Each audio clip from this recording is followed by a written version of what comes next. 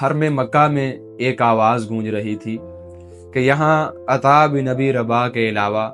کوئی دوسرا شخص فتویٰ نہیں دے سکتا۔ سلیمان بن عبد الملک اور اس کے بیٹے اس وقت حرم مکہ میں موجود تھے، اور اس کے بیٹوں نے دریافت کیا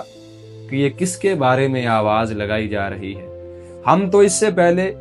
ایک بڑے فقیر شخص سے، جس کے بال گنگریالے ہیں، جس کا رنگ کالا ہے، جس کا چمڑا سیاہ ہے اور جس کی ناک چپٹی ہے، اس سے فتویٰ لے کر آئے ہیں۔ لیکن یہ کون سا شخص ہے جس کے بارے میں حرم مکہ میں یوں آواز لگائی جا رہی ہے کہ اس کے علاوہ کوئی دوسرا شخص فتویٰ نہیں دے سکتا؟ تو سلیمان بن عبد الملک بولے کہ یہ وہی شخص ہے جس سے ہم فتویٰ لے کر آ رہے ہیں۔ لیکن یہ علم کا کمال ہے کہ اس نے ایک سیاہ حبشی غلام کو ایسے درجے پر پہنچا دیا کہ اس وقت وہ مفتی حرم ہے اور اس کے علاوہ کوئی دوسرا شخص فتویٰ نہیں دے سکتا۔ مجھے یاد پڑتا ہے کہ ایک دفعہ مدینہ سے حضرت عبداللہ بن عمر مکہ حج کی غرض سے آئے،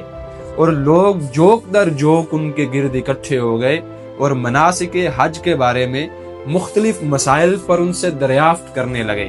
جب ان سے مختلف مسائل کے بارے میں پوچھا گیا تو انہوں نے کہا کہ مجھے تعجب ہوتا ہے تم لوگوں پر کہ تم میں عطا بن ابی رباح موجود ہیں، لیکن پھر بھی تم مجھ سے فتویٰ لے رہے ہو۔ ذرا سوچئے کہ ایک جلیل القدر صحابی جو کہ فقہاء کے تاج ہیں، جنہیں عبداللہ بن عمر کے نام سے جانا جاتا ہے، وہ ایک تابعی کے بارے میں یہ کہہ رہے ہیں کہ جب وہ تابعی موجود ہو تو اس کی موجودگی میں مجھ سے فتویٰ نہ لیں، بلکہ آپ اس کے علم سے فیض یابی حاصل کریں، آپ مناسک حج کے بارے میں اس سے دریافت کریں، تو آپ جان سکتے ہیں کہ اس تابعی کی جن کا نام عطا بن ابی رباح کتنی بڑی شان ہوگی۔ لیکن یاد رکھیے کہ یوں ہی بیٹھے بیٹھے انہیں یہ شان اور یہ مقام حاصل نہیں ہوا تھا، بلکہ اس کے لیے ایک عمر بھر کا ریاض تھا۔ یہ پل دو پل کا نہیں بلکہ ایک صدی کا قصہ تھا۔ اس کے بعد جا کر انہیں علم اور عمل میں یہ مقام حاصل ہوا کہ وہ لوگوں کے لیے مرجع خلائق بن گئے۔ اخلاق ہو کہ علم، روایت ہو کہ درایت،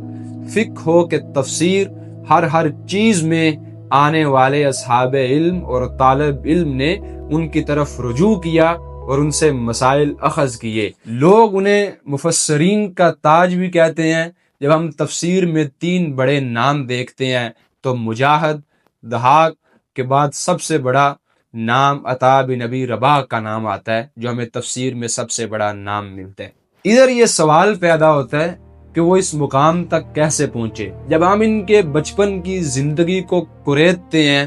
تو ہمیں پتہ چلتا ہے کہ یہ ایک حبشی غلام تھے، قریشی عورت کے، اور اس وقت انہوں نے اپنی زندگی کو 3 حصوں میں بانٹ رکھا تھا۔ پہلا حصہ وہ اپنی مالکہ کے کام کرتے تھے اور اس حصے میں کام کا حق ادا کرتے۔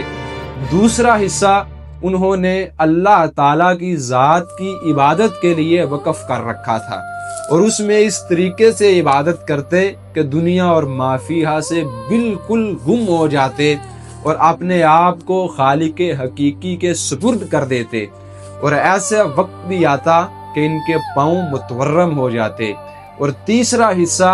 علم کے لیے رکھا گیا کہ اس میں یہ تفسیر، حدیث اور فقہ اور تاریخ کا علم سیکھتے، اور علم بھی کن اصحاب سے سیکھتے؟ ابو ہریرہ رضی اللہ عنہ، حضرت عبداللہ بن عباس رضی اللہ عنہ، حضرت عبداللہ بن زبیر رضی اللہ عنہ، حضرت عبداللہ بن عمر رضی اللہ عنہ۔ ان 4 بڑے اصحاب کرام سے رضوان اللہ علیہم اجمعین سے فیض حاصل کرتے اور اپنے علم میں اضافہ کرتے، اپنا کشکول علم بھرتے۔ کوئی ہم جیسا کم ہمت یا ذہنی اور دلی معذور ہوتا تو لازماً اپنی غلامی کو، اپنے سیاہ چہرے کو، اپنے گنگریالے بالوں کو، اپنی وسائل کی کمی کو بہانہ بنا کر علم اور عمل کے میدان سے دور بھاگ جاتا، اتنا دور بھاگ جاتا کہ تاریخ کے کوڑے دان کی نظر بن جاتا، لیکن انہوں نے ان سب چیزوں کے باوجود اپنی صلاحیت پر بھروسہ کیا، اللہ تعالیٰ کی ذات پر بھروسہ کیا اور بسم اللہ الرحمن الرحیم پڑھ کر علم و عمل کے میدان میں کود گئے، اور آج کتابیں،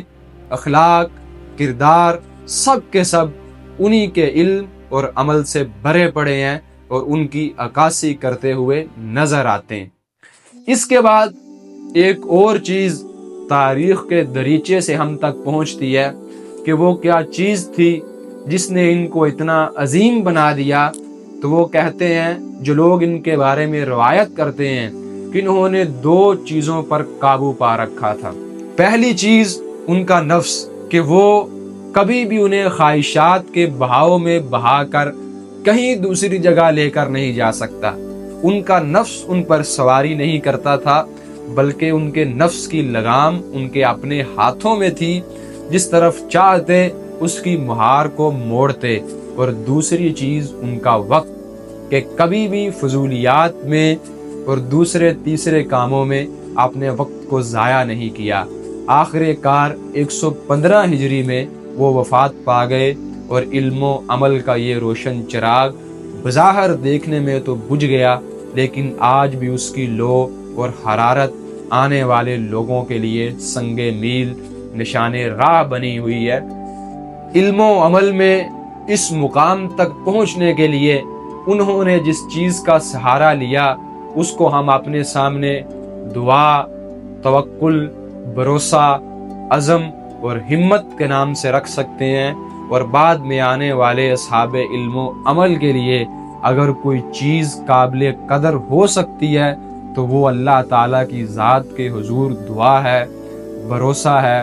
توکل ہے اور عزم و ہمت ہے۔